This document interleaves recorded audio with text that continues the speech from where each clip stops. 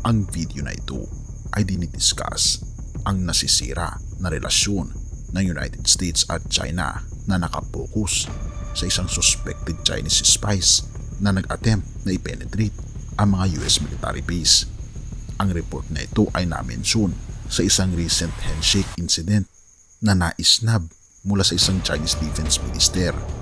Hina-highlight din ng video na ito ang isang CIA director na bumisita sa China at ang nag-i-increase ng mga insidente ng mga Chinese citizen na nagpapanggap bilang mga turista para maka-access lamang sa mga sensitive military bases sa Alaska.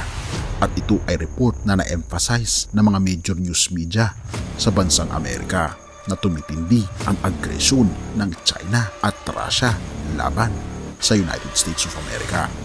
Atin itong pag-usapan, mga kaibigan.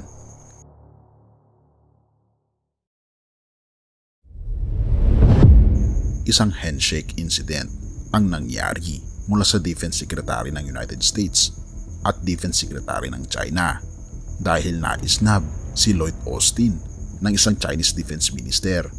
Ika pa ni Defense Secretary Austin, a handshake at dinner is no substitute for sitting down and having a meaningful exchange the next time they see each other. It should be for serious and substantive dialogue. Ito pa ang banggit ng isang defense official sa pag-isnab ng Chinese Defense Minister sa Defense Secretary ng United States of America na si Lloyd Austin. At ito ang nangyari just last month at isang US official na nag-confirm na isang Chinese citizen na suspected sa pagiging spy ay nag-attempt na i-penetrate ang mga military bases sa Alaska nitong nakaraan lamang na mga buwan. Ang insidenteng ito ay nag-increase several years. Ang Alaska ay ito ang lugar sa mga pinaka-crucial at pinakamarami na mga military bases.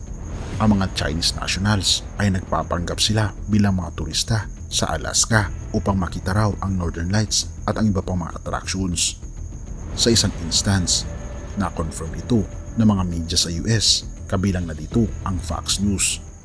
Isang vehicle na nagtatala ng ilang mga Chinese citizens ay nag-pass sa mga security checkpoints sa Fort Wainwright sa Fairbanks sa Alaska at pagkatapos nito ay nag-stop ang vehicle at nakita nila ang isang drone na nakapasok na sa loob ng mga military bases. Ito pa ang banggit ni Senator Sullivan. Any spy balloon, Russian bear bombers, or this new reporting of suspected Chinese spies in Alaska. This is another wake-up call that we are in a new era of authoritarian aggression led by dictators in China and Russia. Oo mga kaibigan, ito ay isang mainit na balita ngayon na tinatangka ng China at Russia na ispayin ang mga military bases ng United States of America at gagawin nila ang lahat mapatumba lamang ang kalaban nilang United States of America.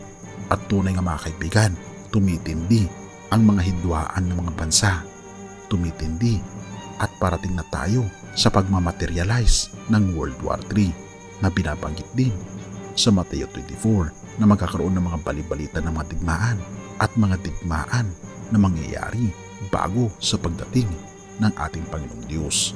Mga kaibigan, ito ang nangyayari ngayon sa ating mundo na tumitindi ang agresyon ng malalaking mga bansa. Kaya naman wala na tayong ibang gagawin kundi ihanda ang ating mga sarili na tayo maging seryoso sa ating pananampalataya sa ating Panginoong Diyos. Tayo manalangin. Ama naming banal, mga Panginoon namin Diyos, tunay nga Panginoon na hindi na nagiging maganda ang aming paligid. Hindi na nagiging maganda ang mga relasyon ng mga bansa. Tulungan kami Panginoon na may handa ang aming mga sarili upang sa ganun, sa pagdating po ninyo sa pangalawang pagkakataon ay maging handa po kami at tulungan kami mag-ilaw Panginoon habang kami ay nandito sa lupa. Patnubayan ang bawat isa at patawarin po kami sa lahat ng aming pagkukulang at pagkakasala sa pangalan ni Jesus. Amen.